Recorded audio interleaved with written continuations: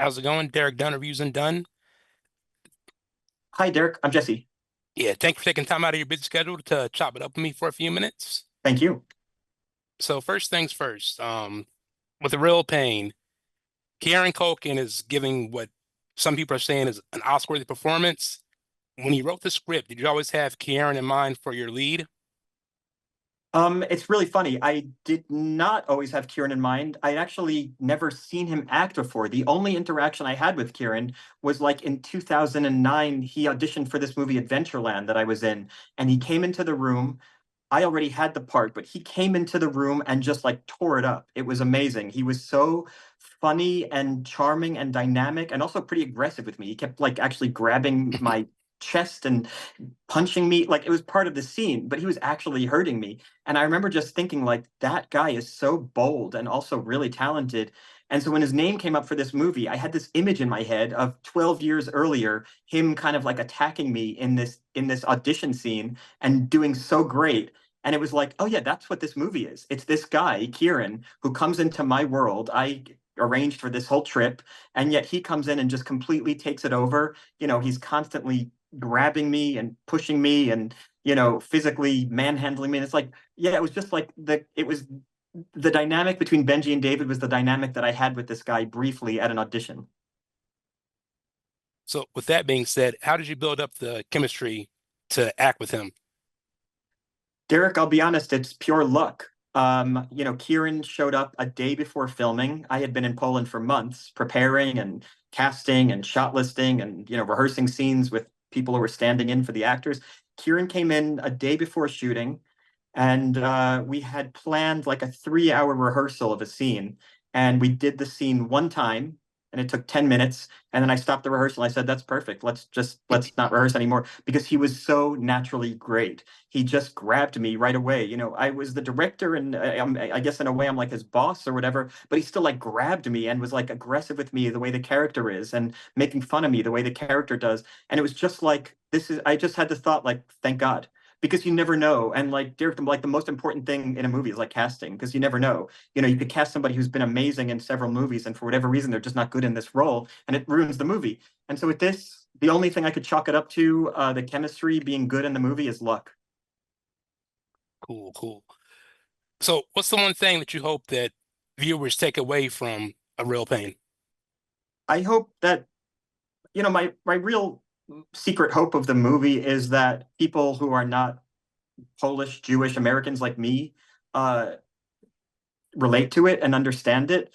My happiest moments after speaking with audiences are people saying, it's funny, my family's Irish and I want to go back there and see where they're from. Or, my family's from Rwanda and Africa and I want to go see where my family's from.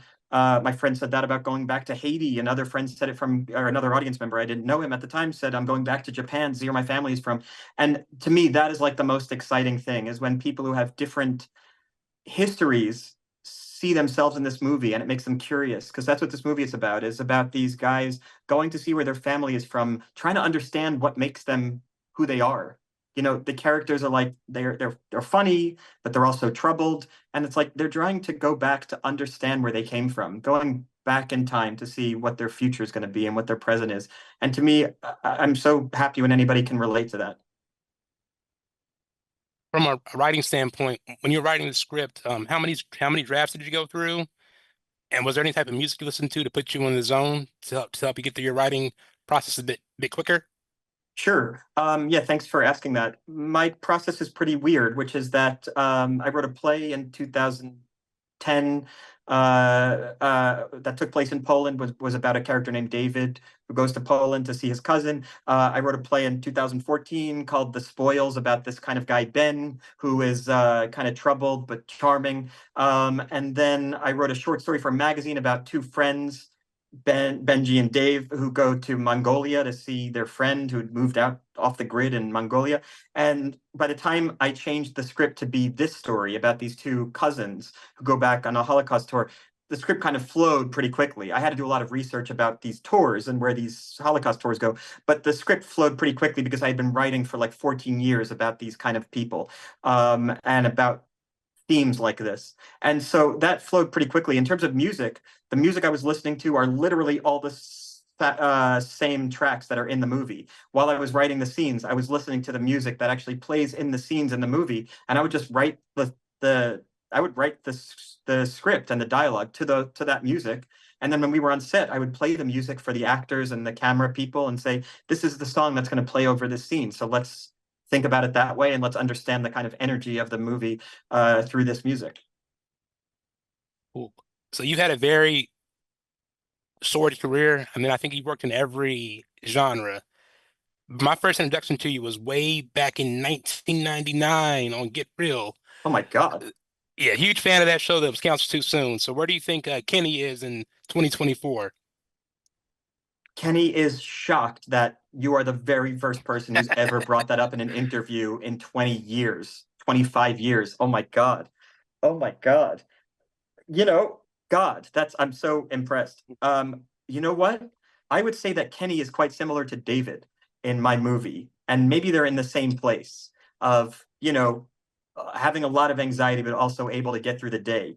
That was like the first part I was ever cast in where I thought I could be like kind of funny. Because I before that I was just doing plays, and the plays were like super dramatic plays. And then I auditioned for that TV show, and I remember they were like laughing in the room. And I for the first time in my life, I was like, oh shit, can I be funny? I'm funny. Okay, I didn't know that. And it allowed me to, like, I guess, develop a sense of humor. And, so funny because you say cancel too soon, and that's so nice of you to say. But also it was like 22 episodes, which is like way more than you do on a movie. So it actually allowed me to play the character for a long time and kind of understand how I could be funny, but in a drama. And so actually it's probably very informative. Yeah, it's one of my shows that got me through my senior year of high school. You, Anne Hathaway, Eric, Christian Olsen, John Tenney, and And I forget who played your Deborah mom. Farentino was the mom. Yeah, so it's a classic show, classic show. Well, I'm gonna Wow. thank you once again. Thank you for taking time out to chop it up. Really, really enjoy the Real Pain, and Thanks. hope you guys get some awards come award season. Thanks. It was nice to talk to you, Derek. Thanks so much. Thank you.